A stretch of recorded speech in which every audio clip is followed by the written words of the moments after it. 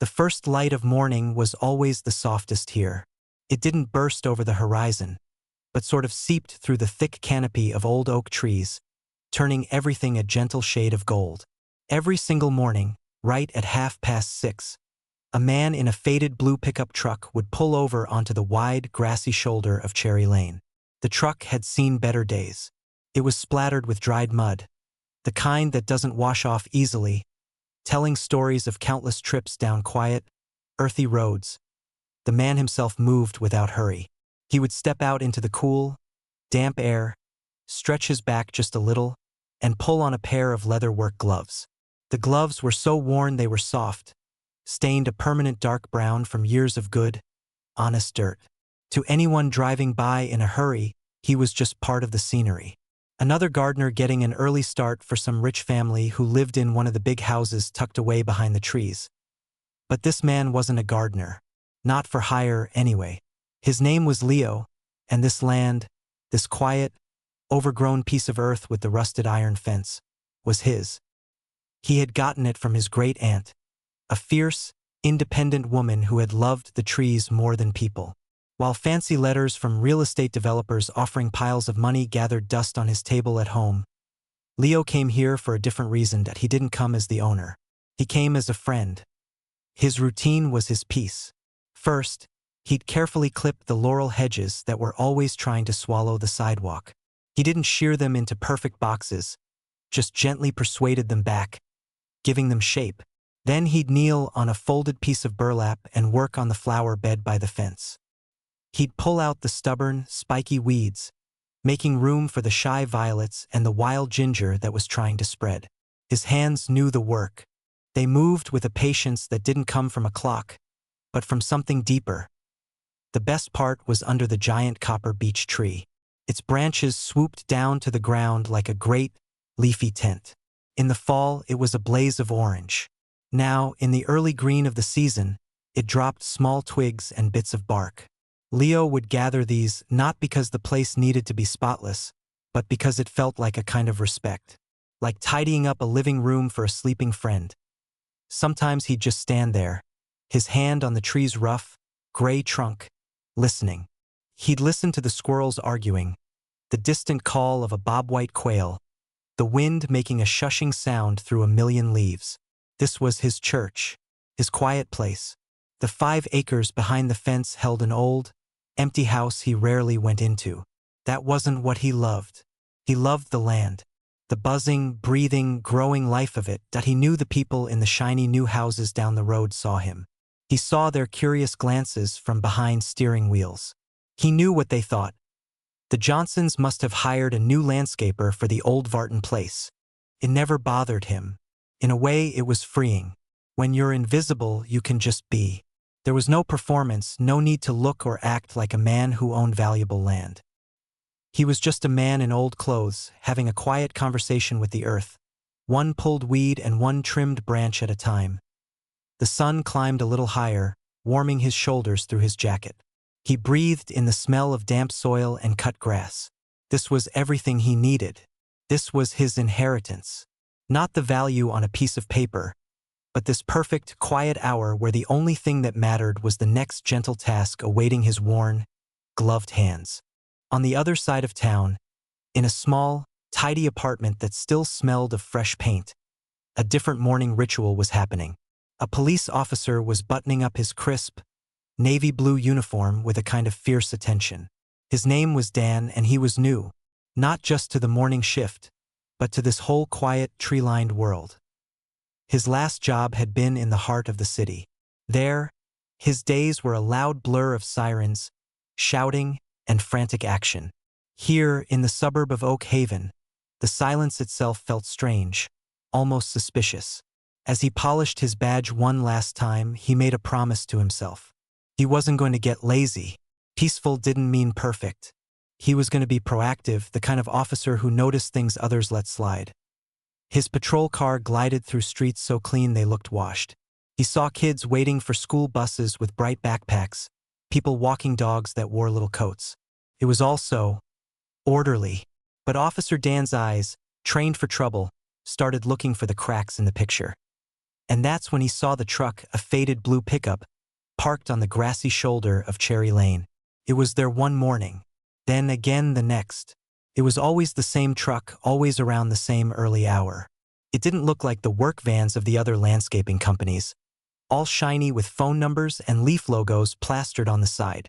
This truck was plain, quiet, anonymous. He'd see a man around it, too. A man in clothes that were more for comfort than style, a worn jacket, trousers that had seen better days. The man would be doing something. Trimming bushes by a big, rusty fence. Picking up sticks. It was slow work. Unhurried. To Officer Dan, the math didn't add up. The property behind that fence was one of the biggest on the lane. Old. A bit wild. The kind of place that whispered money. And here was this solitary man with no company van, no team puttering around. He wasn't mowing a huge lawn or planting fancy flowers. He was just tidying. A thought solidified in Dan's mind. This man was a scout. He was using gardening as a cover. He was casing the property, or maybe the expensive houses nearby, learning routines, looking for weaknesses. Or maybe he was just a squatter, someone who'd found a neglected mansion and decided to make himself at home. In the city, Dan had seen 100 clever tricks. This felt like one of them. One day, he ran the truck's license plate. The report came back to a man named Leo, with an address clear across the county. That was it. The final piece. If this Leo really worked here, wouldn't his address be closer? If he owned this palace, why would he live in a regular neighborhood across town? Why would he drive such a beat-up old truck? It was all wrong. This man was a story, and the story he was telling with his simple, quiet work didn't match the facts as Officer Dan saw them. Dan saw a puzzle, and he was sure he had solved it. He wasn't seeing a man tending to his own land. He was seeing a problem waiting to happen. And it was his job, his new, quiet job, to stop problems before they started. He gripped the steering wheel a little tighter. Next time he saw that truck, he wouldn't just drive by. He would act. He would bring a little bit of that city street order to this too quiet lane. He felt a sense of purpose, a mission. He was going to protect this place, even from things that merely looked out of place. It was one of those perfect, cool mornings where the air felt clean and the light was soft. Leo was exactly where he loved to be most. He was on his knees by the old iron fence, his hands deep in the soil. He had found a cluster of young ferns growing too close together, tangled up like shy children.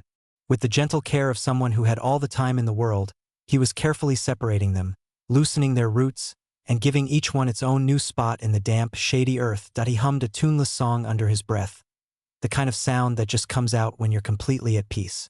The only noises were the distant chirp of birds and the soft scratch of his small hand trowel. He was so wrapped up in the quiet rhythm of the work that he didn't hear the smooth approach of the patrol car. He didn't hear the engine switch off, or the solid crunch of boots on the gravel shoulder. A shadow fell over the fern he was holding. Leo looked up, squinting against the sun now blocked by a tall, straight figure in a uniform. The police officer stood there, his posture official. His thumbs were hooked into his heavy-duty belt, and his face was set in a look of polite but firm business. "Morning," the officer said. His voice wasn't loud, but it cut through the quiet like a stone dropped in still water. Leo sat back on his heels, wiping a smear of dirt across his trousers. He gave a small, polite nod. "Morning, officer. You tending to this property here?" The officer's eyes scanned Leo, from his old, frayed jacket to his muddy knees, then over to the faded pickup truck. "Yes, I am," Leo said simply. He felt a small, familiar flicker. People always asked this. He was used to it. The officer shifted his weight. "I'm going to need to see some identification, sir. And I'll need the name of the property owner. Need to verify you're authorized to be on these grounds." There it was, the question. Leo felt a slow, warm frustration begin to kindle in his chest, right under his ribs. But his voice stayed calm, low. "I am authorized. This is my land." For a second, the officer just looked at him. Then a short, humorless puff of air escaped his nose. It wasn't quite a laugh. It was a sound of pure disbelief. "Right?" the officer said. a tiny smile touching his lips. "And I'm the mayor." He let the words hang in the air, his eyes sweeping again over the overgrown hedges, the wild lawn, the grand but clearly empty house visible far back through the trees. The picture before him, a man in work-stained clothes kneeling in the dirt, did not match the idea of a man who owned a place like this. "Let's see that ID," the officer repeated, his voice hardening just a fraction. "And then you're going to need to move your vehicle. You're parked on a public roadway. If you can't provide a work order or proof from the actual owner, you'll have to move along. We can't have unauthorized personnel lingering in a private community. It's a security concern." The words, "unauthorized personnel," landed on Leo with a physical weight. He looked at the young officer's face, so sure of itself, so clean and sharp in its pressed uniform.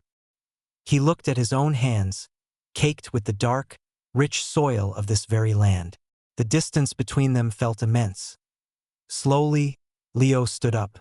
He was taller than the officer, but he made himself smaller, non-threatening.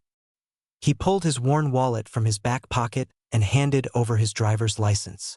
"The address on that," Leo said, his voice still quiet but with a new thread of steel in it, "is my house. This," and he opened his hand, gesturing to the woods, the fence, the sky above them, "is my property. My name is Leo. I own it." The officer took the license, holding it carefully between his fingers as if it might be dirty. He looked from the plastic card to Leo's face, back to the card. His mind was made up. The evidence of his eyes, the truck, the clothes, the unkempt estate, was stronger than a piece of plastic from across town. "Mr. Leo," the officer said, using the name but stripping it of any respect, "I'm going to have to ask you to leave the premises. Right now. If you're the owner, you can bring your paperwork down to the station and sort it out. But based on the observable condition of this site and your vehicle, I have reasonable suspicion you're here under false pretenses." He took a step closer, his voice dropping into a final, commanding tone. "So here's what's going to happen. You are going to gather your things, get in your truck, and you are going to leave. Now, shift it. Move along. Or I will write you a citation for trespassing. The choice is yours." The phrase "shift it" hung in the air, cold and impersonal. It was an order given to a stray animal, to a nuisance. Leo looked into the officer's eyes and saw no room for his truth. He saw only a story that had already been written, one where he was just a background character, a problem to be solved. The warmth in his chest turned to a dull, heavy ache. He gave one last, slow look at the fern, lying on the burlap, its roots exposed to the sun. He looked at his sanctuary, his quiet church. Then, without another word, he simply nodded. He bent down, picked up his trowel and his gloves, walked to his old truck, and drove away, leaving the officer standing victorious in the morning sun. The drive home was a blur of quiet streets that felt different somehow. The morning light, which just minutes ago had felt gentle and kind, now seemed too bright, too exposing. Leo gripped the steering wheel of his old truck, his knuckles pale. The familiar rumble of the engine was the only sound, a low complaint that matched the feeling in his chest. He didn't feel angry, not in a hot, shouting way. What he felt was a deep, hollow kind of sadness. It was the sadness of being a stranger in your own home. He thought about the feel of the soil under his fingers, the quiet promise of the newly planted ferns. He had been in the middle of a conversation with the land, a conversation he'd been having for years, and someone had walked up and simply shut his mouth for him. He turned onto his own street, a modest row of bungalows with neat lawns and flower pots. His house was small, comfortable. It was full of books and simple furniture and the smell of coffee. The big, empty house on the land, the one the officer probably imagined he lived in, had never felt like home. It was too full of echoes and old shadows. This little house was where he lived his life. But the land was where his soul went to breathe. That he walked inside, the silence feeling heavier than usual. He went straight to a small closet and pulled out a fireproof lockbox, the kind people use for important papers. He set it on the kitchen table, the metal clicking open with a solid sound. Inside, there were no stacks of cash, no jewels. There were papers. Neat, official, boring-looking papers that he pulled them out one by one, the rustle of the pages loud in the quiet room. The deed. The thick, formal document with its fancy script and official seals. It had his name on it, clear as day. He traced a finger over the words. Then came the property tax receipts, every single one paid on time. He had a folder for them. There were old photographs, too. One, curled at the edges, showed him as a boy of maybe 10, grinning a gap-toothed grin next to his great-aunt. They were both standing under the great copper beech tree, its leaves a brilliant orange. She had her hand on his shoulder, and she was smiling too, a rare, soft smile. That tree was just a sapling in the photo, he realized. Now it was a giant. Looking at these things, a calmness began to settle over him. The hot, humiliated feeling started to cool. This wasn't about winning an argument on the side of the road. That young officer, with his sharp uniform and his certain voice, he lived in a world of instant decisions and quick judgments. Leo lived in a world of seasons, of growth measured in years, not minutes. He knew what he had to do. He wouldn't go to the police station, to walk into that building, to stand at a counter and present his case like someone begging for permission. It felt wrong.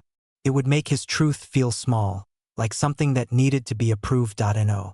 He would take his truth back to the land itself. That was the only place where it made sense. He carefully stacked the papers. The deed on top, then the tax receipts, then the old photograph. He didn't need a lawyer or a phone call. He just needed the facts, the simple, quiet facts written down in black and white. He found a large, plain envelope and slid the papers inside. They were just paper, but they held the weight of history, of family, of a promise made long ago. He sat at his table for a long time, looking out the window at his own small, tidy garden. A robin was pulling a worm from the grass. Life just went on. The incident on Cherry Lane felt like a strange dream, a ripple on a deep, still pond. But the ripple had reached him, and he couldn't pretend it hadn't happened. That he wasn't doing this to prove a point to the officer. He was doing it for himself. To stand on his own land, with the proof of it in his hands, and to feel that connection snap back into place. To remind himself that his quiet love for that place wasn't a secret or a crime. It was a right, a deep-rooted legal and spiritual right. Tomorrow he would go back. But he wouldn't take his truck. He would take a taxi. He would walk up to that iron fence not as a worker, but as the owner. And he would finish planting those ferns. The next morning, Officer Dan Riggs was back on Cherry Lane.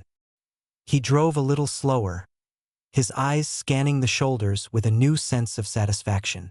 The spot where the faded blue truck had been parked was empty, just a slight depression in the grass. A small, clean victory. He'd done his job. He'd maintained order. The lane looked peaceful, undisturbed, just the way it should be. He felt a quiet pride. In his old job, a win might have meant arresting someone after a chase or breaking up a fight. Here, a win was preventing something. It was keeping the quiet quiet. He'd seen a potential problem, a man who didn't belong, and he'd dealt with it firmly and fairly. The man had even been compliant. No fuss. It proved Dan's point. Sometimes people just needed to be reminded of the rules. He was about to turn the corner when he saw a taxi. One of those plain, yellow sedans, pulling over onto the shoulder, right in the same spot. His brow furrowed. That was odd. People in Oak Haven didn't take taxis to their own homes. They drove. He slowed the cruiser to a crawl, watching. The back door of the taxi opened, and the man from yesterday stepped out. The same man. Leo. He was wearing almost the same clothes, the worn jacket, the simple trousers. He paid the driver, and the taxi pulled away, leaving him standing alone by the side of the road.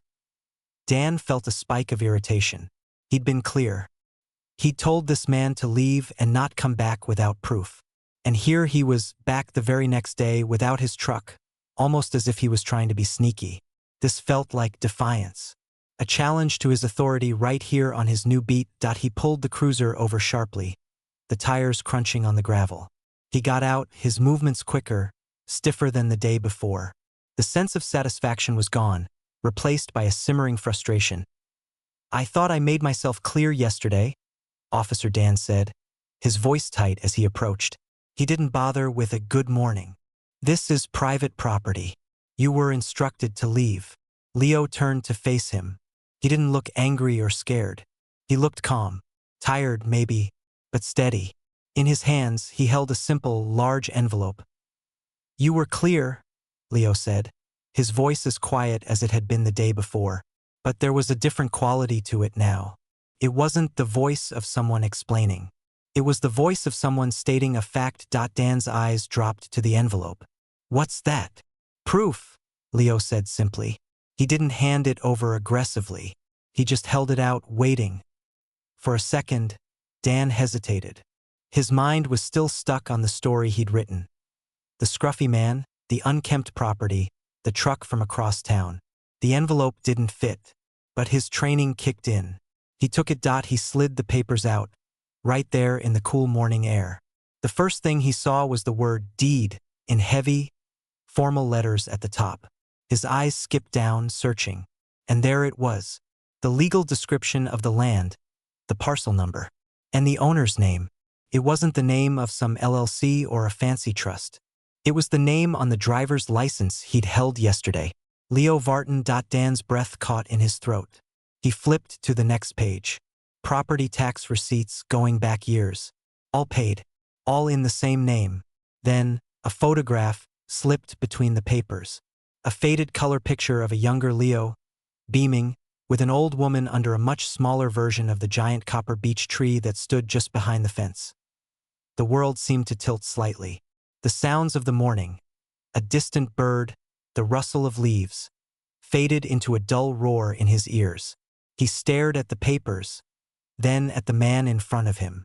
The man in the old jacket, who took taxis to his 5-acre estate. The man who tended his own land with the quiet care of a gardener because that's what he loved. All his certainty, his professional suspicion, his neat and tidy conclusion began to crumble like dry clay. He hadn't been protecting the community from an intruder. He had been the intruder. He had marched onto this man's land, this man's sanctuary, and ordered him to leave. He had spoken to him with dismissive authority. He had told him to shift it. The flush started at his neck and rushed up to his face. It was a burning, prickling heat of pure, unadulterated shame. The papers in his hands, which were just pieces of paper, suddenly felt incredibly heavy. They were the weight of his mistake. He looked up from the deed and met Leo's eyes. He tried to find the words, but his mouth was dry. The confident officer from yesterday was gone. In his place stood a young man who had just learned, in the most humbling way possible, how wrong he could be. The silence between them seemed to stretch out, filled only by the soft rustle of the papers in the officer's trembling hands. He stared at the documents, not really seeing the words anymore, just seeing the monumental error he had made. The proof was undeniable, simple, and quiet, just like the man who had given it to him. Finally, Officer Dan managed to lift his gaze. His face, which had been so set and sure just minutes ago, was now a mask of crumbling composure. The professional wall was gone, leaving behind a young man who was deeply, painfully embarrassed. "Mr. Vartan," he began, his voice cracking, came out as a rough whisper. He cleared his throat, the sound too loud in the quiet. I don't know what to say. I apologize. I made a serious error in judgment." He fumbled, trying to put the papers back into the envelope neatly, but his hands weren't cooperating. He was used to handing out tickets, not holding the evidence of his own mistake. He finally managed it and held the envelope back out to Leo, a gesture that felt like handing back a crown he had stupidly tried to take. Leo took the envelope. He didn't snatch it. He just received it, his expression unreadable. He wasn't smiling, but he wasn't scowling either. He just watched, letting the officer sit in the discomfort of the moment. It wasn't cruel. It was just real. "I saw the truck. The different address. I just assumed." Dan stammered, the words tumbling out in a desperate attempt to explain, to somehow make the stupidity of it make sense. "I thought I was doing my job, preventing a problem. I didn't ask the right questions." This was the heart of it. He hadn't asked. He had told. He had seen a story that fit his world, a world of suspects and violations, and he had forced this man into it. He had looked at worn hands and an old truck and seen a trespasser, not a person. Leo shifted his weight, the envelope held loosely at his side. He looked past the officer for a moment, toward the iron gate and his waiting ferns. Then he looked back. "You were doing your job," Leo said, his voice low and even. "But part of the job here isn't just seeing what's out of place. It's seeing what belongs." He let the words hang there. They weren't an accusation. They were just an observation, offered like a small stone of truth. "You saw a man who didn't look like he fit. Next time," Leo continued, his tone softening just a fraction, "maybe ask a couple more questions before you tell a man to leave his own land." It was the gentlest possible rebuke, but it hit Officer Dan harder than any shouting could have. There was no anger in it, just a profound and simple truth that highlighted his failure. He had been so busy enforcing the idea of the community, he had failed to see an actual member of it standing right in front of him. Dan could only nod, his eyes dropping to the ground. He couldn't bear to hold Leo's gaze any longer. "Yes, sir," he mumbled, the formal title slipping out, a sign of respect that had been completely absent the day before. "It won't happen again. I'm truly sorry for the trouble." He wanted to say more, to promise to be better, to explain himself further, but the words stuck in his throat. Anything else would just be noise. He had said the only thing that mattered. "I was wrong." Leo gave a small, almost imperceptible nod of acceptance. It wasn't forgiveness, not yet. Forgiveness would take time. But it was an acknowledgement that the apology had been heard. The transaction, painful as it was complete. Without another word, Leo turned. He walked the few steps to the old iron gate, the one he had been ordered away from just yesterday. He didn't look back. He simply pushed it open, the quiet, familiar squeak of the hinge a sound he knew by heart, and stepped through. Officer Dan stood rooted to the spot, watching him go. He watched as Leo, the owner, walked up the overgrown path he knew so well. He watched as the man knelt down on the same piece of burlap, right where he'd left off.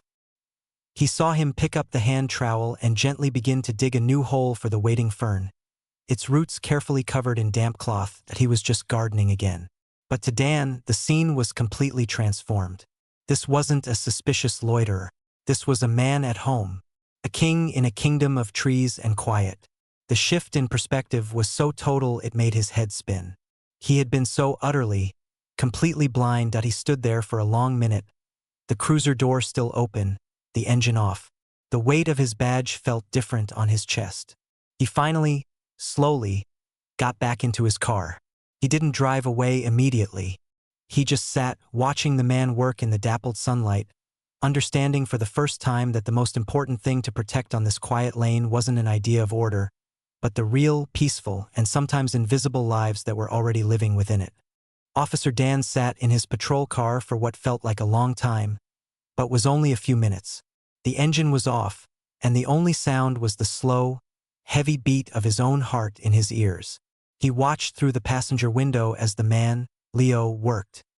He saw the careful, practiced movements, the way he cradled the fern's roots, the gentle pat of soil around its base. It wasn't a job. It was a ritual. Finally, Dan started the car. The rumble of the engine sounded intrusive, like he was disturbing something sacred. He pulled away from the shoulder slowly, carefully, as if leaving the scene of an accident. He drove his usual route, but nothing looked the same. The perfect lawns and big houses now seemed less like proof of good order and more like masks. What stories, what quiet lives, were hiding behind those other walls? How many other times had he seen only the surface? For the rest of his shift, he was quiet. He responded to a call about a lost dog, helped an elderly woman figure out a parking meter, wrote up a report for a minor fender bender. But his mind was back on Cherry Lane. The burning shame had cooled into a dull, constant ache, a lesson learning its way deep into his bones that he realized something. In his old job, everything was loud and clear. Danger shooted. Trouble screamed. Here, the problems and the people were written in softer pencil. You had to look closer. You had to be willing to read. He had failed his first real test in this new world because he tried to use his old, loud rules on a quiet story. Across town, Leo patted the last bit of soil around the transplanted fern. He sat back, looking at his work. The small plants stood in a neat little row now, their fronds still a bit droopy from the move, but their roots were settled in their new home. He brushed the dirt from his gloves. The peace of the place settled over him again, but it was a different peace now. It had been tested. Someone had tried to take it from him, not with force, but with a simple, wrong assumption. And he had taken it back, not with a fight, but with the truth on paper and the quiet strength of knowing who he was. He felt no triumph. He mostly felt tired, and a little sad for the young officer who had so much to learn about the world. Leo had gotten his land back, but he knew the officer had lost something today, too. A piece of that easy certainty that makes a young man's shoulders square. He hoped he'd find something better to replace it. He gathered his few tools. He didn't call a taxi. He decided to walk a while to feel the neighborhood under his feet. As he walked out the gate, he latched it carefully behind him, the familiar click a soft promise that he would return tomorrow. Weeks passed. The seasons began their slow turn. Officer Dan still patrolled Cherry Lane. He saw Leo's truck sometimes, parked in its usual spot. He would give a small, respectful nod if Leo looked up. Leo would return a brief, neutral tip of his head. They never spoke again. But Dan had changed. He drove slower. When he saw a delivery person lingering, he'd roll down his window and ask, "Everything all right? Finding the house okay?" Instead of immediately assuming they were lost or up to no good. He learned the names of the retired mailman who walked every afternoon and the woman who ran the tiny gardening stand on weekends. He started to see the community not as a picture he had to keep perfect, but as a living thing made up of individuals, each with their own story. One afternoon, Dan was called to a minor dispute a few streets over. A homeowner was furious that a neighbor's tree branches were hanging over his fence, dropping leaves into his pool. The homeowner was red-faced, pointing and demanding Dan make him cut it down. Dan listenet. Then he walked over to the other house, where an older man stood looking worried on his porch. Dan didn't lead with authority. He led with a question. "Sir, I understand that's your beautiful maple tree. How long has it been growing there?" The story shifted. It was no longer just a dispute about leaves. It became a conversation. Dan didn't solve it that day, but he calmed it. He created space for a talk, not in order. As he got back into his cruiser, he thought of the iron gate on Cherry Lane, and the man who taught him, without even trying, that the first duty isn't to enforce your idea of the world, but to understand the world as it actually is. The lesson had been humiliating, but it was the most important one he'd learned on this quiet beat. Leo, for his part, watched the seasons change from under his copper beech. The ferns he'd planted that difficult morning took root, their new fronds unfurling bright green and strong. They were a reminder, not of the confrontation, but of the resilience of growing things, and of the quiet, unshakable truth that comes from knowing where your roots are planted. Life on his land and in the town simply went on. A little wiser, a little gentler for having been shaken.